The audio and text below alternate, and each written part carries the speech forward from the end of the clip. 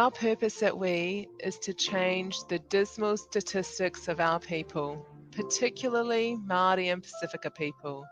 We do this through helping small and medium-sized businesses to thrive. Our businesses need our help. So many have felt the pressures of lockdown and are facing challenges that they've never faced before. Challenges that are impacting their livelihoods. That is why we're bringing you this series to share stories of the people behind our businesses, their successes, their failures, their challenges, and their triumphs. If you are already in business, we hope you will be inspired. Perhaps someone will share one piece of code that makes a difference in your business. If you've been thinking about starting a business, we hope that you will be motivated to start your own business venture. We hope that by sharing these stories, we can help small businesses on the road to recovery all across New Zealand, Australia, and the Pacific. So grab your cup of tea and whakarongo mai. Kia ora te whānau nau mai, haere mai. Welcome to our cup of tea. Today we're talking about the internet, and we're speaking with our digital guru from Digital Discipline, Tony Laulu. So welcome, Tony. Thank you so much for joining us today. It's an honour. Thank you for having me. Welcome, and welcome to business, because you've just finished up your full-time job and you've decided to take this on a full-time role, or which is awesome. So congratulations. Thank you so much. Are you scared? To be honest. Yeah, there's a little bit of reserve for that, but in leaving, I had to be a lot more quietly confident than I am, worrying about anything else that comes with not having a paycheck every fortnight. So yeah. So just before we start getting into all of that, just introduce yourself. Let us know a little bit about who you are and what exactly it is that Digital Discipline does. Cool. I'm Tony Laulu. Was born in Samoa, grew up in Inehanga, currently residing out here in Takanini. I've got two young boys, Sakalia and Lemalie. They're both at Clinton Park Primary. They're 7 and 9 years old. And I guess a little bit about Digital Discipline. Digital Discipline is a home that I wanted to create for people that are wanting to restore some sort of balance back into their lives and coexisting with social media and being on the internet.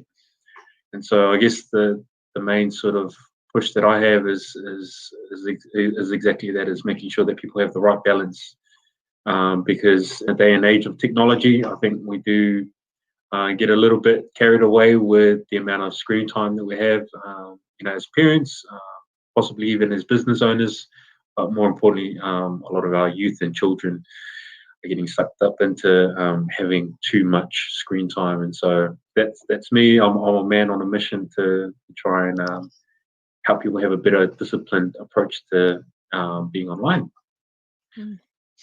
That's cool. So before you decided to get into Digital Discipline, what was it that you were doing? So what led you up to starting this business?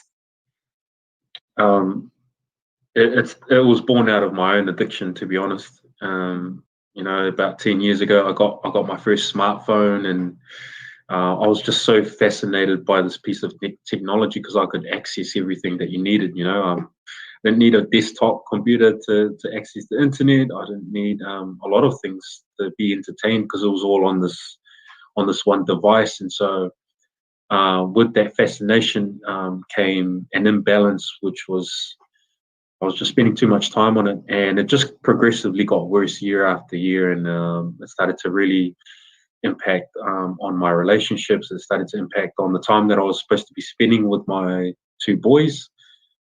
Really distorted the way I view the world. It started to really sap a lot of my energy because a lot of the stuff I was viewing wasn't particularly positive. And so my online experience just became worse and worse. On a timing front, it was taking 5 to 7 hours out of my day. So productivity, efficiency, energy, sleep was all impacted by my inability to be disciplined with this phone. And so I guess that's where it was born, is I needed to find a solution, because I knew it was just was ruining a lot of parts of my life. And I went and had a look for some help, and yeah, the only thing I came across was 2 websites, and these 2 websites had nice little PDFs to download, but that's not the kind of help I needed. I wanted to talk to someone, or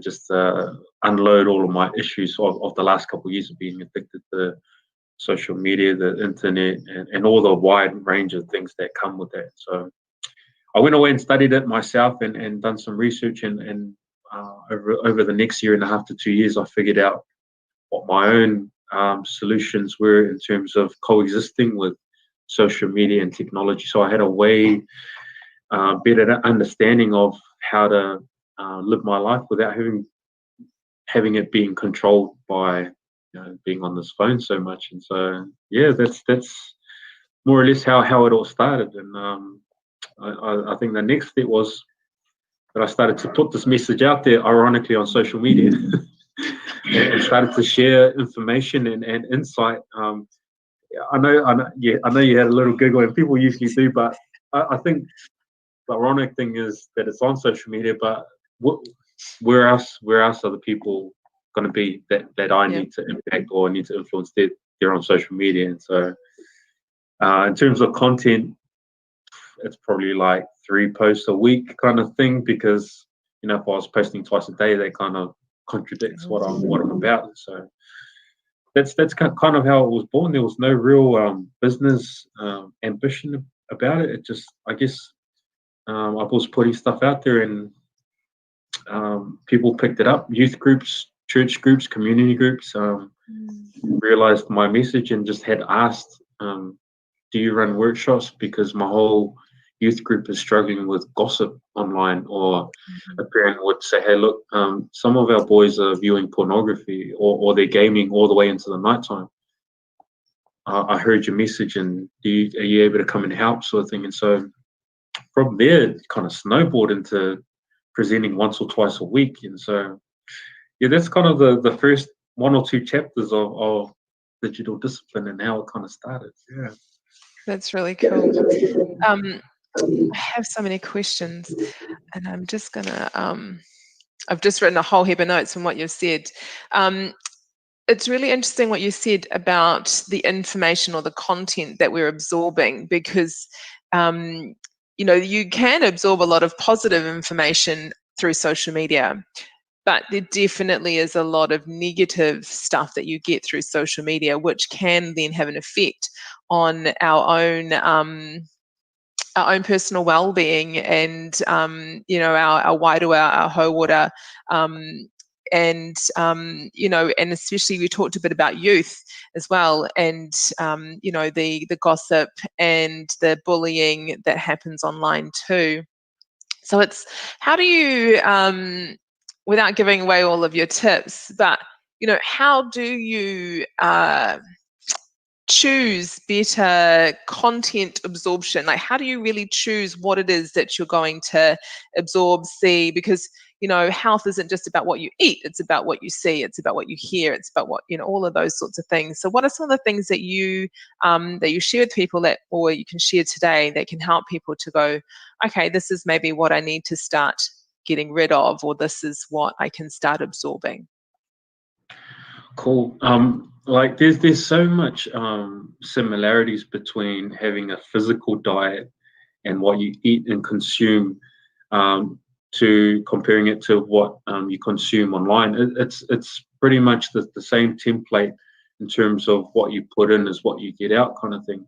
And so in terms of a social media diet, I guess one of the few things one of the tips that I do help people through is to have a look at your social media diet. What are you consuming? The best way to do that, probably on Instagram more than Facebook, but you can do it in both, is to go to that little tab on people that you are following, and to just go through periodically throughout the year and just start to unfollow things. Because I think what happens in our social media experience, we come across one post that is nice, and then we click on that person, and then we follow, or we see that there's this funny video clip, and we click on it, and we follow, and we start to almost hoard these different pages or people or different initiatives. And sometimes they're not usually negative per se, but they are distracting. Like, for example, in the past, I used to follow 20 plus like funny pages on social media or on Facebook. Question is, did I really need to follow like 20 different comedians or 20 different things to entertain me? Well, what was it in my real life that I was missing, that I needed to follow this amount of pages on in regards to just one topic of entertaining myself and having a laugh? And so I think that's one challenge. For example, I challenged a group of youth to do that, and one of the guys that was in the workshop had said that he had cut the people that he was following from 1,000 down to about 400.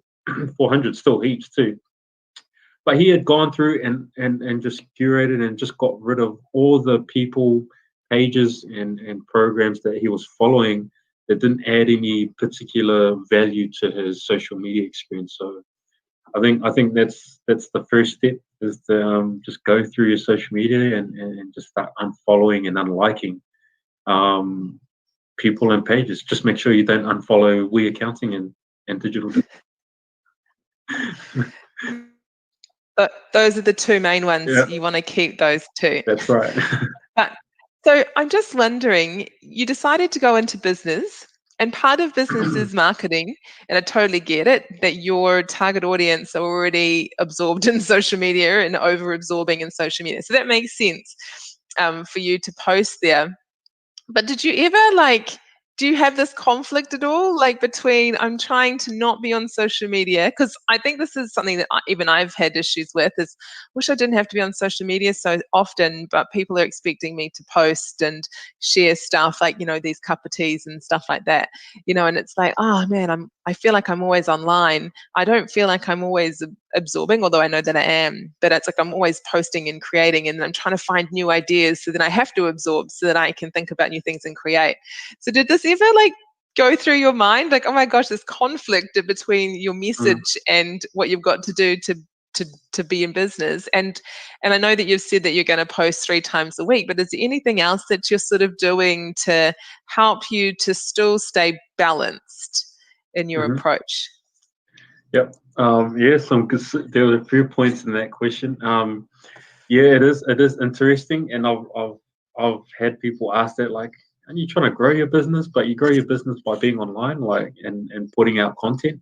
It's funny because I went through an online course that one of these sports stars did it, and this whole, I don't regret buying it or buying the course, but a lot of it was putting out content, and I was like, that's kind of counter what I'm wanting to do, and get people away from. But I think the strength of and the uniqueness of my message is that there isn't anybody dedicated to providing that sort of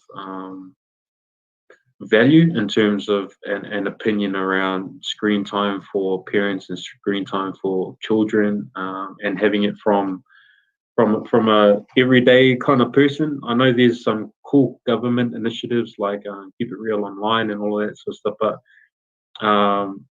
that's come from a big mothership of the government, and sometimes I think some people, even during the week, love to have a catch up with me to understand why their child is on Fortnite for the whole night and is during the week, and why, if a particular parent feels like what are the limitations that his child should have when it comes to being online and that. And so yes, it is an interesting one, but I think I'm quietly confident that every post that I do will make an impact, and usually it does, without going the traditional route these days of fighting for attention, is kind of what it seems like in the social media market. Is that's the currency, is getting in front of people and holding their attention. So I'm not too worried about competing in terms of that sense with pushing out big loads of content, but I do try and make sure that when I do put something out, that someone does feel slightly guilty, that it is a little bit confronting, but it also it has an element of solutions. So, yeah. I won't ask you for all of your tips around teenagers and kids and stuff, because that would be giving everything away. But obviously, if anyone is watching and does have any questions or needs some help or support, we'll let you all know later on how to be in touch with Tony. So, so you've just literally last week finished your job. Were there anything else that sort of stopped you from wanting to go into business? Like, obviously you've talked a little bit about your fortnightly paycheck, which I think is huge for most business owners, but was there anything else that held you back in the beginning? Yeah, in the beginning, it was like I had mentioned earlier, there was no real business ambition. I think it just had picked up, and I was doing it, and I think through talking with the likes of yourselves and some other Pacific business owners, that sometimes not necessarily a trap, but there's a phase that I think we go through with providing value for free. And so I just thought most of last year, with all the workshops that I've done, that this is my little thing from God, and I just do this for free kind of thing. But it got to a point where doing it out of the kindness of my heart wasn't putting the petrol in my tank to travel to these places around Auckland to deliver these pretty cool workshops that it had evolved into. And so I had to come to a crossroad of deciding, okay, do I set this up as a business? And I guess the other decision I needed to make was, do I set it up as a trust or set it up as a business? And so I was advised to set it up as a business instead of a trust at first. And so I kind of just did that on the side. There was another, in terms of answering the question, what else held me back was exactly that, the security of having a paycheck. And so I think at the beginning of the year, from last year, I had set March or April of this year to just go out and do it. But then I think around March, we kind of started to hear that there might be some sort of lockdown, and so I chickened out, and luckily I did, because it was the right thing to do. But as soon as we came out, there was this undeniable sort of voice in my soul to just say, hey, look, the path's clear now. COVID's gone, and if not now, when? I was just gonna find every other excuse to not do this thing. And so it was almost like a split decision. I had the impression on a Tuesday, and then I handed in my resignation the next day. I knew that if I thought about it too long, I'd talk myself out of it. So that's kind of how the cookie crumbled for me. How have things changed since making the decision to go into business?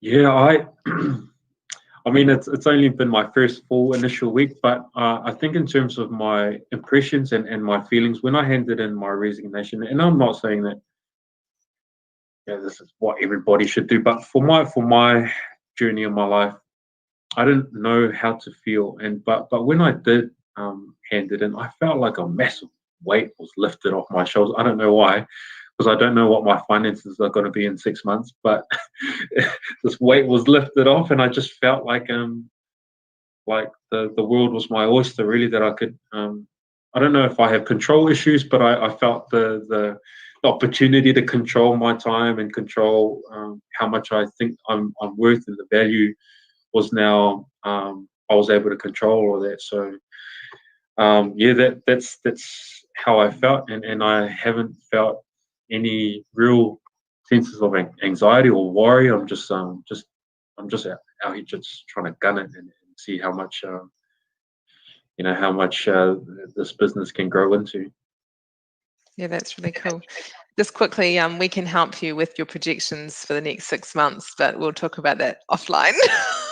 Cool.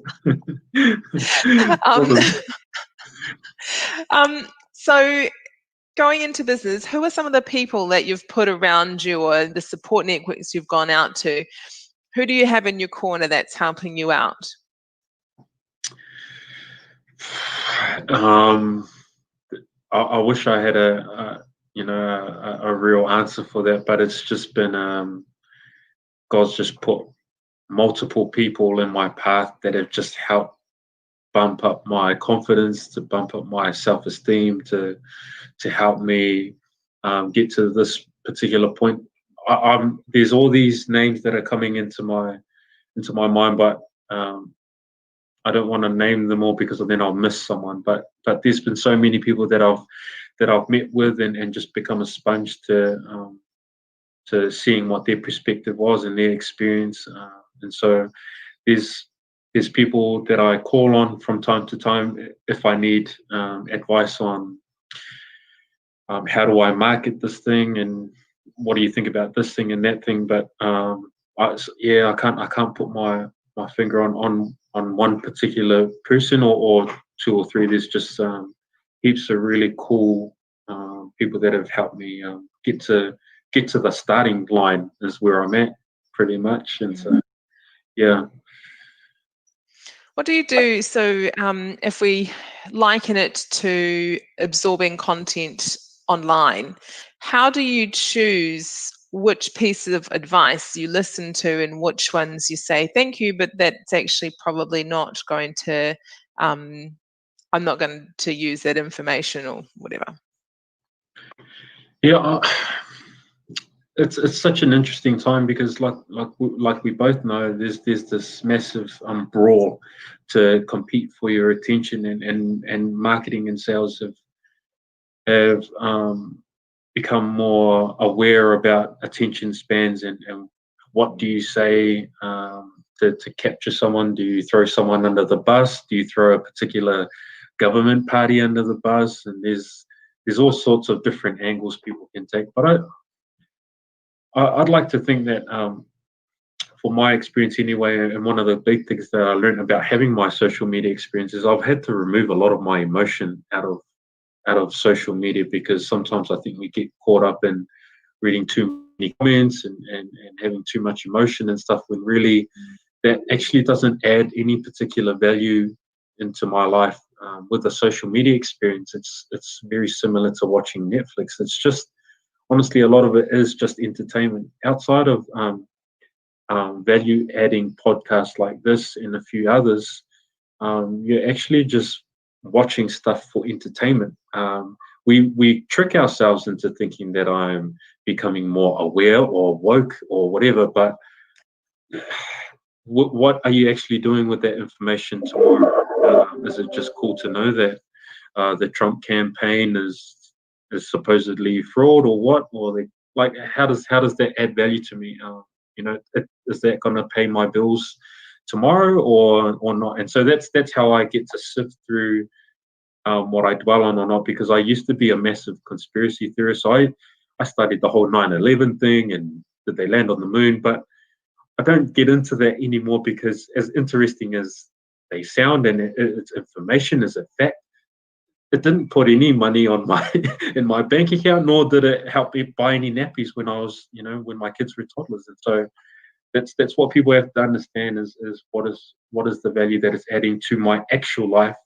And I think if you have spare time, cool, you can go and look at, if the Loch Ness monster is still there, or if people can live in Mars, kind of thing. But I think a lot of it is entertainment. Yeah, it is entertainment. Yeah, that's very interesting and very, very, very true. So look, I know you've only been in full-time business for a week, but you've been in business for some time now. So what have been some of the challenges that you've faced so far, and how have you overcome them? The first thing that comes to mind is probably just confidence. I don't come from a family or an environment, with multiple business owners. So there was no real template for me to follow. I totally appreciate my mum and dad for all the hard work they done. I think elements of hard work and being a somewhat of a business owner comes from my old man. He was a taxi driver and still is for decades, and so there's elements of that that I really appreciated, that he could work and sort of determine his hours and income. But in terms of the business that I'm in and setting up a system and structure and trying to understand research and who to partner with and all of that, there haven't been anybody close to me besides the few people that I had mentioned earlier, or the few people that I call on. But a lot of it, funnily enough, has just been learning from YouTube and just listening to different podcasts or people that have been successful. And so the challenge, I guess, was valuing the service that I've created, but then also having the balls to back myself and go out and do it. I know the first challenge, the first challenge that I came across was pricing, and so I told a guy that was helping me piece it together how much I charged for my first 3 workshops, and he said, "Is that how much you value your thing?" And I said, I don't know. I just thought that this is how much you charge for an hour's worth of work. And so those were the sorts of learnings that I had to understand. And he said, like, the next one, you can't charge that. You need to charge up here because your thing is unique. It's of value. You need to charge this plus more, and you never know. And so it was really uncomfortable, those types of learnings, because I thought I was overcharging and overpricing. But in fact, when he did encourage me to do it, I said, okay, well, I'll give it a go. Even reluctantly in my heart, I was like, this is too much. But they came back on the same day and just said it was okay. That's fine. And so those were, there's those sorts of learnings that I've had along the way to really, really have some pride in my work, and when I do take it to market, that this is what it costs, or this is what it's worth. I think a lot of people have issues with valuing themselves and what the price is, and they say if everyone says yes to you, then you're too cheap. That's right. There should be, I was like, at least 30%. I can't remember what the percentage is now. Of people that actually say no because you're too expensive. You don't want to be the cheapest out there. But it is really hard, especially when you're a new business trying to work. And I guess also in your space, there's no one else really out there that's doing things like what you're doing. So you're setting a standard.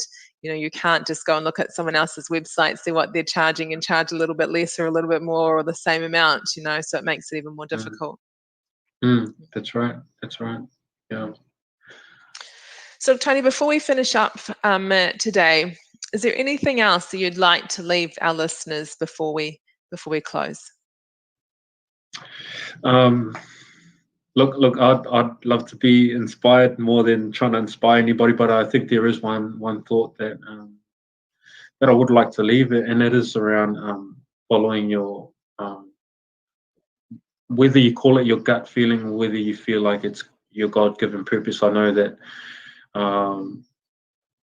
when you have impressions of what you need to do in terms of service, or what you need your direction to be in terms of starting a business, I think God presents those opportunities, and it's more, the onus is more on us to have the confidence to step forward and to take hold of those opportunities, and that in itself is a massive character building exercise. And I think in the bigger scheme of things in terms of life, those are those sorts of experience that I think if we choose more in confidence, then instead of maybe not so confident, then those sorts of decisions sort of help tailor and develop yourself as a person and as a character. So yeah, just the will to step out and be confident. Yeah, that's awesome.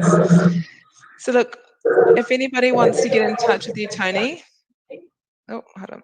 If anyone wants to get in touch with you, how do they reach you?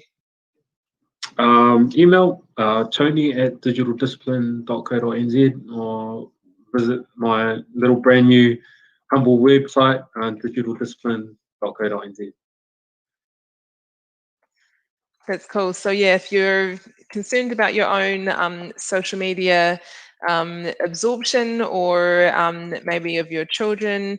If you're part of community groups and youth and you want Tony to come and have a kōrero or to run through one of his workshops, then definitely reach out to him.